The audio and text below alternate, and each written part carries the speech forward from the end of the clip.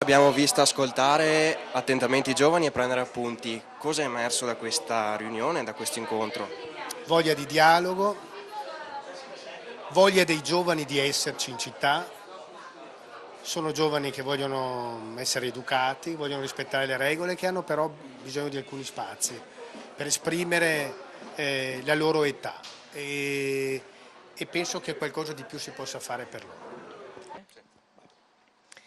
In realtà i ragazzi unanimemente, hanno invece detto che non vogliono una città controllata, non vogliono una città troppo vigilata e vogliono però poter dire la loro e individuare anche quali possono essere le soluzioni alternative e le proposte. L'amministrazione oggi è qui per ascoltare, oltre che per spiegare un provvedimento, ma io direi che potrebbe essere questa un'occasione per parlare di argomenti come cosa facciamo in città. C'è solo lo spritz oppure ci sono delle valide alternative? Ma io credo che la soluzione possa essere quella di un patto. Il patto ovviamente tra amministrazione comunale e chi gestisce i bar, che devono assumersi la responsabilità anche di quello che succede fuori dal bar, e un patto però anche con i ragazzi. I ragazzi difendono quel bar, è una loro zona, un loro luogo identitario, lo devono difendere con tutte le forze, nel senso allontanando anche quei soggetti che disturbano e che rovinano anche l'ambiente e il clima. In merito al problema di cui si sta discutendo adesso dentro, cioè di tutto quello che di brutto succede fuori dal bar Il Cancelletto la sera, secondo me servono delle soluzioni molto pratiche, soprattutto nell'immediato.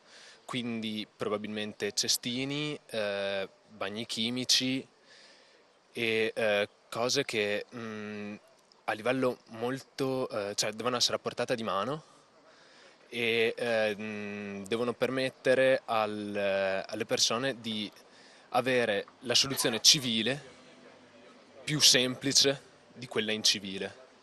Ovviamente le forze dell'ordine sono l'ultima possibilità, cioè, ma proprio l'estrema ratio che deve avere a disposizione il comune, perché una repressione è comunque un problema.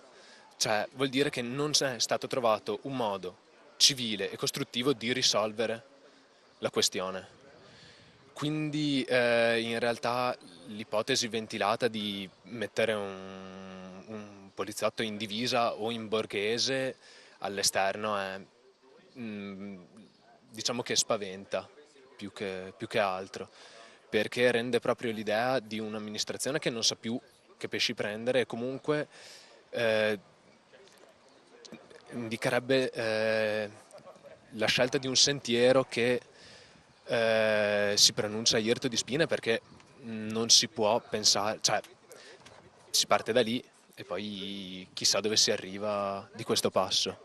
Allora io dico solo che i problemi che una volta c'erano in quartiere ora si sono spostati nel centro storico, visto praticamente che le nascite sono diminuite. Questi ragazzini, non trovandosi più nel quartiere che si sono spopolati, si trovano in centro storico. Quello che noi una volta facevamo in quartiere loro lo fanno al centro storico. Ovviamente sono più visibili agli occhi della gente, ovviamente, però una persona che compra una palazzina, che ha la fortuna di potersi permettere una palazzina in centro storico, non deve pensare che la piazza o comunque le zone adiacenti divengano un giardino condominiale, devono essere vissute dal singolo cittadino. Io so che per questo provoca dei danni, comunque dei casotti. Comunque ci sono, se dopo praticamente l'esercente pulisce, non vedo questi grossi problemi, ci sono altri problemi più grossi. Io che abitavo in centro storico, lo stadio che è appena fuori del centro storico, adesso una volta si usciva e trovava gioventù, adesso trovo solo prostitute e slavi che mi lasciano le birre comunque se vogliamo fare una città morta così, basta continuare questa falsa riga qua e basta, questo è quello che volevo dire. Dopo altro non posso fare, spero di arrivare a patti col comune e ridurre almeno quello che può essere, secondo me, una roba un po' troppo esagerata per quello che ho fatto, anche perché sanzioni non ne avevo, a parte una per Lestino, ma che era sempre dovuta a un controllo mirato a dopo finire questa situazione qui. Grazie.